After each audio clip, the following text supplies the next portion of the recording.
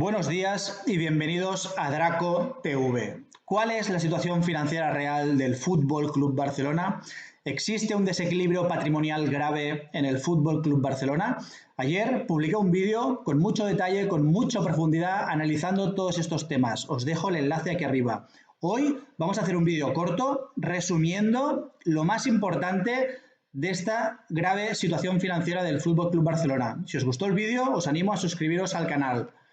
Como siempre, en este canal únicamente expresamos nuestras opiniones, normalmente hablamos de temas relacionados con análisis de empresas o mercados financieros, pero siempre es con un claro objetivo educativo. Muy bien, para entender la situación actual del Fútbol Club Barcelona, tenemos que hacer un análisis a la evolución de su cuenta de explotación. Si analizamos la evolución de los ingresos, los cuales han crecido a una tasa de crecimiento compuesto del 9% en los últimos 5 años, han pasado de 608 millones de euros en la temporada 14-15 a 990 millones de euros en la temporada 18-19, antes de que llegara la COVID-19. Lo que hemos visto es que a la llegada de la COVID-19, pues los ingresos, ¿no?, en la temporada pasada han caído un 14%. En tasa de variación por segmentos de negocio, pues en el segmento de estadio, ¿no?, el taquillaje de partidos, el abono a los socios, evidentemente como no ha habido público en los partidos, pues vemos que este segmento ha caído más, ha caído a nivel interanual pues un 24%, ¿no? Y otros segmentos como los derechos de televisión o los acuerdos comerciales o el merchandising o el pago por tener publicidad en la camiseta, pues han caído algo menos, pero han caído a doble dígito, entre el 9 y el 16%. Por tanto, vemos que históricamente el Fútbol Club Barcelona ha sido capaz de hacer crecer sus ingresos, pero la llegada del COVID ha hecho que esos ingresos por ahora se detengan y caigan a tasas del 14%.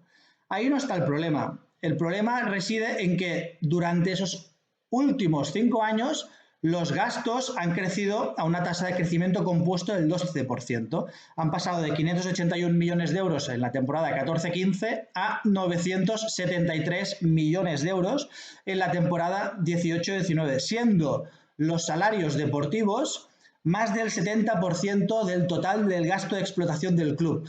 Y, importante, con la llegada de la pandemia, de la crisis de la COVID, los gastos de explotación únicamente se han reducido un 2%. Por tanto, estamos en un entorno en el cual los ingresos se desploman y esta temporada, la 2021, también va a pasar, es decir, hasta la temporada 22 no se van a recuperar los ingresos, pero en cambio el club no ha sido capaz de compensar esa caída de ingresos con un ajuste de los gastos de explotación, sobre todo en los salarios deportivos, es decir, el salario de los jugadores.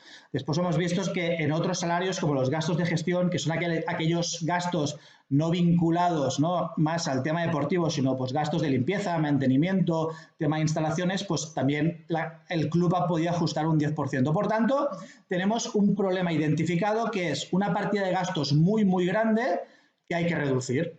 Si analizamos la cuenta de explotación pues consolidada, este es el proforma que nos ofrece el club, puede haber alguna diferencia respecto a la cuenta consolidada, lo que vemos es que antes de la COVID el club reportaba unos ingresos de unos 1.060 millones de euros, pero fijaros que el total de gastos era de 1.030, es decir, ya estábamos en una situación antes del COVID donde los gastos de explotación eran casi iguales a los ingresos. Eso es una mala señal para una empresa. Pero es que a consecuencia del COVID los ingresos se han reducido, han pasado 855 millones, pero como hemos visto antes, los gastos, aunque se han reducido un poco, no se han reducido en la misma proporción a los ingresos. Por tanto, estamos en una situación donde los gastos son superiores a los ingresos, ¿no? La temporada a junio de 20, pues los gastos han sido de 955 millones. Esto ha provocado que el resultado de explotación sea negativo. ¿Negativo en cuánto? En 100 millones de euros, ¿no?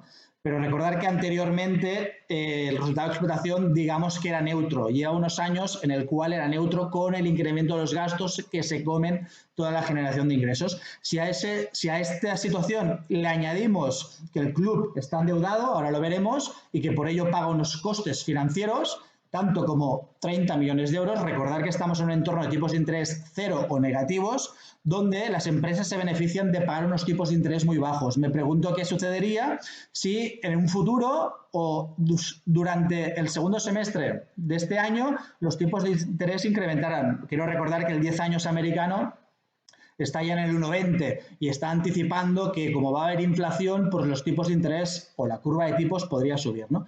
Por tanto, todo esto nos lleva a que el club está en pérdidas, ¿no? Si vamos al beneficio neto, pues el club está en pérdidas.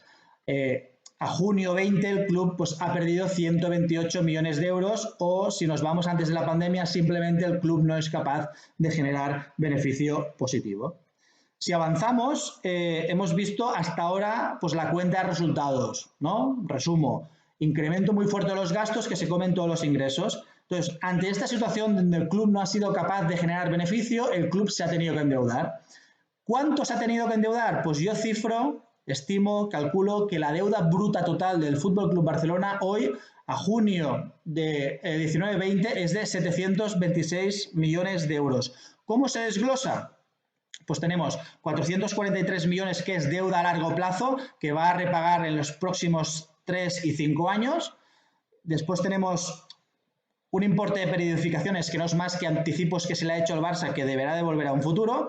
Y después, y más importante, tenemos que el pasivo corriente a corto plazo es de 731 millones de euros, pero lo más relevante es que dentro de ese pasivo corriente hay una deuda a corto que el Barça tiene que pagar de 270 millones de euros. Después entraremos en esto.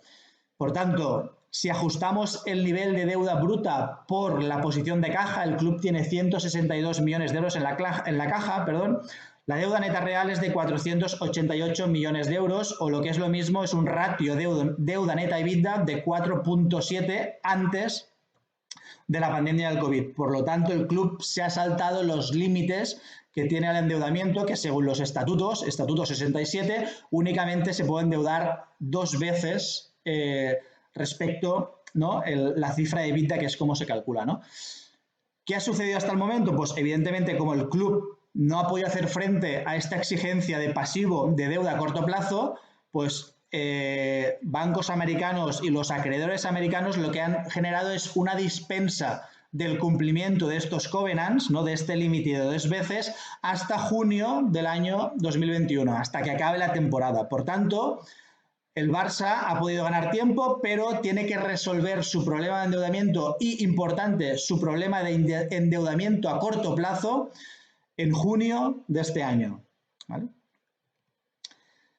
Si analizamos el plan estratégico del Barça para este año, el Barça está anticipando una reducción muy fuerte de los gastos de explotación, porque esa es la única vía para solventar el grave desequilibrio financiero actual. Fijaros que el club pasará de unos gastos de explotación pre-COVID de 1.029 millones a unos gastos post-COVID de 9,59, pero espera reducir la masa salarial, es decir, los salarios de los jugadores, en 127 millones de euros. Esta es una cifra muy, muy grande y yo me pregunto si aquí de alguna manera se está teniendo en cuenta, entiendo que no, pero me pregunto si se está teniendo en cuenta el salario de Lionel Messi, que es el salario más grande dentro de esta partida, que recordamos es el 71% de todos los gastos de explotación. Por tanto, el Barça, veremos si lo consigue o no, pero tiene que deshacerse de jugadores, lo está haciendo, Rafinha lo ha vendido sin ingresar nada simplemente para no pagar la ficha, es decir, el Barça se está deshaciendo de jugadores para no tener que afrontar la ficha y por tanto poder generar un déficit o una reducción del salario, ¿no? Después tiene más partidas donde quiere reducir, pero la clave básica del plan de negocio del Fútbol Club Barcelona es reducir la partida de costes, con o sin Messi, pero hay que reducir la masa salarial sí o sí. Entonces, ¿qué estrategias podría seguir el club o está siguiendo para tratar de solucionar el problema? Primero, ya hablo con sus acreedores, con Goldman Sachs, con fondos de inversión americanos, con Private Equity, etcétera, para pues ganar tiempo, ¿no? Y que le eximieran de cumplir los límites o los covenants, como se llaman en el argot financiero, hasta junio del 21. Por tanto, este junio de este año deberá sentarse otra vez con los acreedores para tratar de solventar su deuda a corto plazo.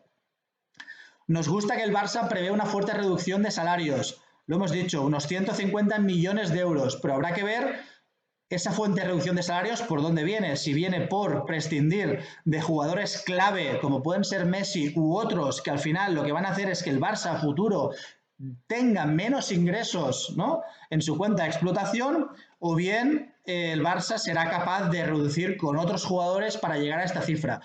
En mi opinión, es muy complicado y todo parece indicar, aunque no es conocido y no se ha anunciado, que Messi no va a seguir más allá de junio del 29 y quizás sea la única manera para tratar de reducir el fuerte desequilibrio financiero patrimonial que tiene el Barça. Por tanto, la renovación o el que ciertos subjugadores, incluido Messi, sigan es una variable fundamental en el Fútbol Club Barcelona. Me pregunto, se ha hablado mucho, tanto para el Barça como para el Real Madrid, si es el momento de que estos clubes se conviertan en sociedades anónimas. Quiero recordar que el Barça y el Real Madrid son los únicos clubes donde la propiedad del club está en manos de los socios, no está en manos de los accionistas.